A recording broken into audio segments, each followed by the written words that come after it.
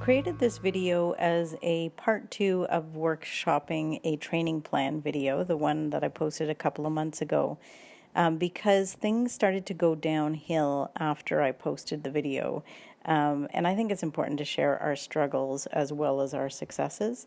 So, what happened was he started to do more of the nipping and deking behavior, and that was increasing such that I actually stopped riding for a little bit and reached back out to my coach to get some ideas, and really realized that I'd moved a little bit too quickly for him, which might not be a surprise to some of you having watched the previous video, but I had to learn that my own way, I guess.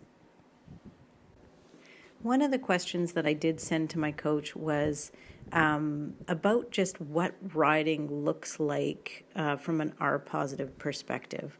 Because like most people, I don't have any templates for that. I have many years of riding and training in more traditional ways, and obviously many examples of watching other people do that.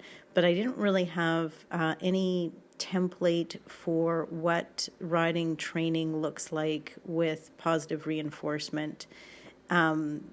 Overall, like I understood individual behaviors, like I understand you click, at the moment that you get what you want, but I didn't really understand how to put it all together. And riding, of course, is it's hard to separate out individual behaviors. At least that's what I found. So if I'm working on trotting, well, I've got like 7 other behaviors to get me to that point and to get me out of it. And I didn't really know what to do with those when I was working on one individual behavior. So I just kind of asked generally if there was any kind of way of thinking about that would help me organize the riding part. Jane did send me back an amazing training plan, the components of which, some of which I'll share with you here. But she also included this paragraph that was a total game changer for me, actually, because it just made everything else make perfect sense. So she talked about the difference between traditional riding and doing positive reinforcement riding is that you're building recognizable patterns for the horse so that they know when they're starting down the long side, they'll continue down the long side, or they don't, or if they're doing a circle, they understand what a circle is. So you're kind of training in units and patterns rather than kind of just all over the place kind of training that I'm used to. So given that general framework, we went back to breaking down the behaviors into really small units and then increasing those units incrementally. So to start with, the walk-on cue, I would just ask for 1 step at a time, just like I had done with the trot originally. And then I would start to chain 1 steps with a new walk-on cue until I had 3 steps, and then I had a 3-step unit. And then I would chain 3-step units until I had a 9-step unit, which we then just bumped to a 10-step unit. So it was a little bit more detailed in terms of how to build the chain, but the basic idea is using a cue as a secondary reinforcer once the behavior that's being cued is very fluent, and the horse is quite keen to do the behavior because they know what it is and they know the reinforcement is coming.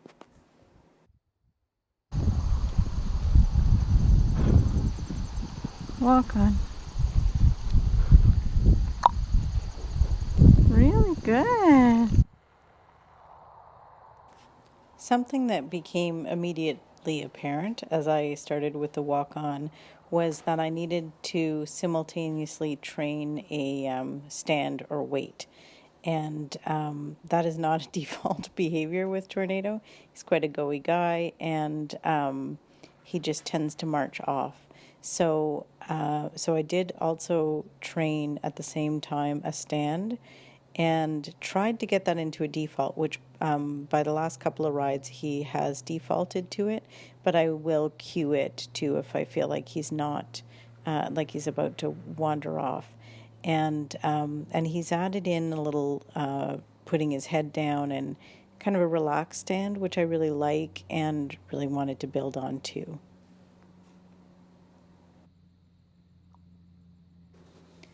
So this is a slow process, and I'm not going to lie. It takes a lot of self-restraint to just stick to the plan.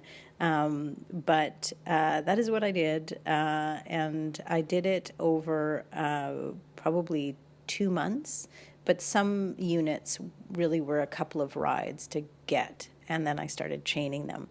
But Jane suggested that I sort of cap it at a 10-step unit, just to, if I wanted to build a plateau that was kind of a good plateau to build, and then to stick with 10 steps as long as I can possibly stand it without chaining them, which was hard, but I think really worth it because it's so fluent now. He just jumps right into it.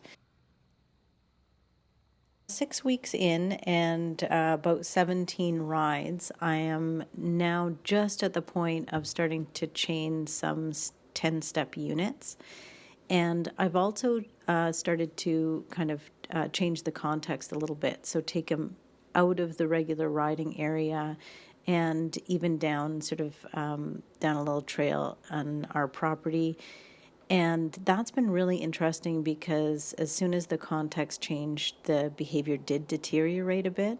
So good for me to know that it wasn't so solid that it could take a context change without breaking it down. So the beauty of this system is that you always have smaller units that you can go back to in situations where my pony might be nervous or in a new environment or less sure of himself.